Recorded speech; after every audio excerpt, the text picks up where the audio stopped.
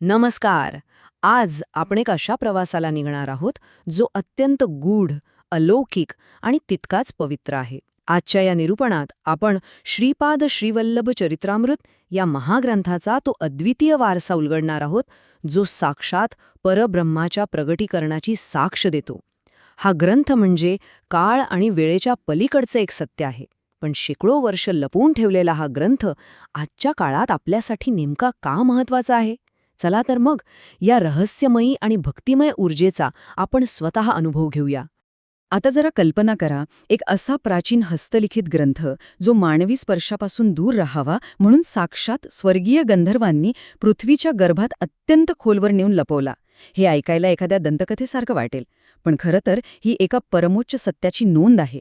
असा कोणता रहस्यमय मजकूर त्या पानांवर कोरलेला असेल बरं, ज्यासाठी साक्षात दैवी शक्तींना पृथ्वीवर अवतारावं लागलं?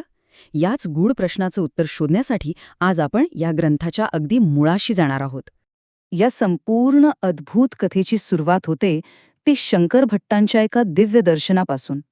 हे महान सिद्धपुरुष श्री शंकर भट्ट स्वतः सांगतात की सलग 3 वर्ष, होय विचार करा, सलग 3 वर्ष दररोज मध्यरात्रीच्या गहन शांततेत त्यांना श्रीपाद प्रभूंचं अत्यंत तेजोमय आणि दिव्य दर्शन होत असे. मध्यरात्रीचा तो अंधार साक्षात एका अलौकिक प्रकाशाने उजळून निघायचा.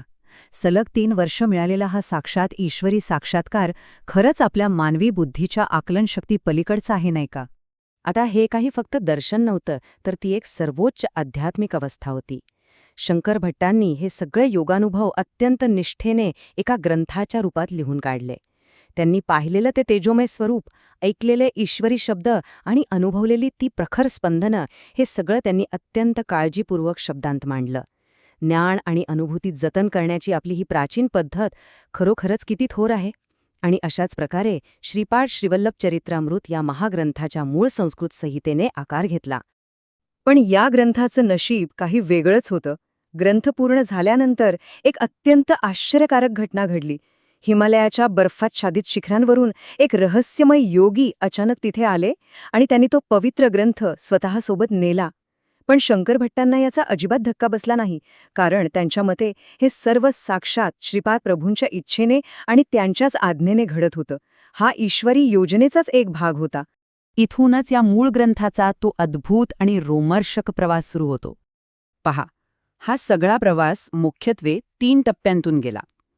पहिली होती मूळ संस्कृत रचना. त्यानंतर काळाची गरज म्हणून त्या संस्कृत ग्रंथाचा तेलुगू भाषेत झालेला अनुवाद. आणि त्यानंतर घडलेली ती सगळ्यात अचंबित करणारी घटना म्हणजे अनुवाद पूर्ण होताच तो मूळ संस्कृत ग्रंथ अचानक अदृश्य झाला. मग तो मूळ संस्कृत ग्रंथ गेला कुठे? तर असं सांगितलं जातं की गंधर्वांनी तो ग्रंथ साक्षात श्रीपाद प्रभूंच्या जन्मस्थानी नेला आणि जमिनीच्या आत अत्यंत खोलवर पुरून ठेवला. हे दृश्य नुसतं डोळ्यासमोर आणलं तरी अंगावर काटा येतो. स्वर्गीय गंधर्व, तो तेजस्वी ग्रंथ आणि पिठिकापुरमची ती पवित्र भूमी, जिथे हा ग्रंथ अनंत काळासाठी अत्यंत सुरक्षित ठेवण्यात आला. भौतिक रूपात तो ग्रंथ आज जरी अदृश्य झाला असला तरी त्याचं अस्तित्व तिथे आजही आहे. सिद्धयोगाद्वारे त्या जमिनीत खोलवर आजही त्या ग्रंथाचं अखंड आणि न ऐकू येणारं पठण सुरू आहे. तुम्हाला सांगू, त्या पवित्र भूमीतून आजही या ग्रंथाच्या प्रचंड शक्तिशाली स्पंदनांचा अनुभव घेता येतो. ती स्पंदने संपूर्ण वातावरणाला एक विलक्षण आध्यात्मिक ऊर्जा देत आहेत. याचाच अर्थ असा की खरी भक्ती आणि ऊर्जा कधीच नष्ट होत नाही, ती कायम आपल्या आसपास स्पंदनांच्या रूपात असते. ग्रंथ गुप्त होण्यापूर्वीचा एक अतिशय जिव्हाळ्याचा आणि भावूक प्रसंग इथे लक्षात घेण्यासारखा आहे. तो म्हणजे जेव्हा शंकर भट्टांनी स्वतः रचलेले हे चरित्रामृत श्रीपाद प्रभूंच्या दिव्य आणि तेजोमय पादुकांजवळ ठेवून अत्यंत नम्र भावाने वाचून दाखवलं. तिथे उपस्थित असलेले ते 5 भाग्यवान भक्त हे श्रवण करून कायमचे धन्य झाले. शंकर भट्ट अत्यंत लीन होऊन म्हणतात की मी पंडित नाही, त्यामुळे याचं फळ काय मिळेल हे मला सांगता येणार नाही, पण त्या श्रवणाचं फळ साक्षात मोक्षच होतं. ह्या दिव्य कथेला आता एक अत्यंत गंभीर आणि भविष्यवेधी वळण मिळतं.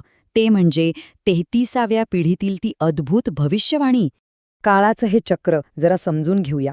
श्री बापनाचार्यांचा काळ, त्यानंतर आलेला तो प्रदीर्घ गुप्त काळ आणि शेवटी ठरलेली ती वेळ म्हणजेच श्री बापनाचार्यांच्या 33व्या पिढीचा कालखंड. याच 33व्या पिढीच्या काळात या महाग्रंथाची तेलुगू भाषेतील प्रत पुन्हा एकदा जगासमोर उदयास येईल अशी ती ठाम भविष्यवाणी होती.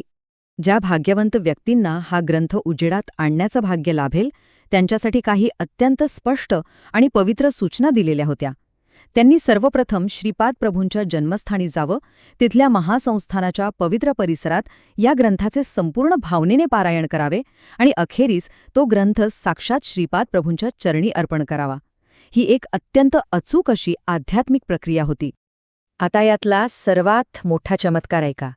जेव्हा हे पारायण चालू असेल, अगदी त्याच वेळी त्या भाग्यवान भक्ताला साक्षात गाणगापूर क्षेत्रावरून पाठवलेला प्रसाद प्राप्त होईल. गाणगापूरसारख्या परमपवित्र स्थानावरून पारायण सुरू असतानाच प्रसाद मिळणे हा साक्षात ईश्वरी आशीर्वादाचा सर्वोच्च पुरावा आहे. पण खरी थक्क करणारी गोष्ट ही आहे की तो प्रसाद घेऊन येणारी व्यक्ती कोणी सामान्य नसेल. तो प्रसाद आणून देणारी व्यक्ती साक्षात श्री बापनाचार्यांच्या 33व्या पिढीतीलच असेल. वेळेचं आणि घटनांचं हे असं अचूक गणित केवळ आणि केवळ ईश्वरी संकल्पातूनच साकार होऊ शकतं. आणि अशा प्रकारे त्या दिव्य वचनाची पूर्तता झाली. एकदा दिलेला ईश्वरी शब्द कधीही रिकामा जात नाही याचीच ही साक्ष आहे. आजच्या या निरूपणातून आपण एका महान ग्रंथाचं केवळ बाह्य स्वरूप नाही तर त्याचं अंतरंग अनुभवलेलं आहे. हा ग्रंथ केवळ काही पाने नसून ती साक्षात एक जिवंत ऊर्जा आहे. या अथांग आणि दिव्य प्रवासाला विराम देताना याच परमपवित्र ऊर्जेला आपण नतमस्तक होऊया. संपूर्ण भाव आणि निष्ठेने श्रीपाद प्रभूंच्या चरणी लीन होऊया. जाता जाता एक विचार नक्की करा. दत्तात्रयांचा हा आध्यात्मिक सागर अथांग आहे. भौतिक स्वरूपात लपलेला हा ग्रंथ जर आज शेकडो वर्षानंतरही आपली ऊर्जा पसरवत असेल तर विचार करा, तुमच्या स्वतःच्या आत अशी कोणती ईश्वरी ऊर्जा आहे जी जागृत होण्याची वाट पाहत आहे? लवकरच आपण पुन्हा भेटणार आहोत दत्तात्रयांच्या एका नवीन दिव्य निरूपणासोबत. दिगंबरा दिगंबरा श्रीपाद श्रीवल्लभ दिगंबरा. दिगंबरा दिगंबरा श्रीपाद श्रीवल्लभ दिगंबरा. दिगंबरा दिगंबरा श्रीपाद श्रीवल्लभ दिगंबरा.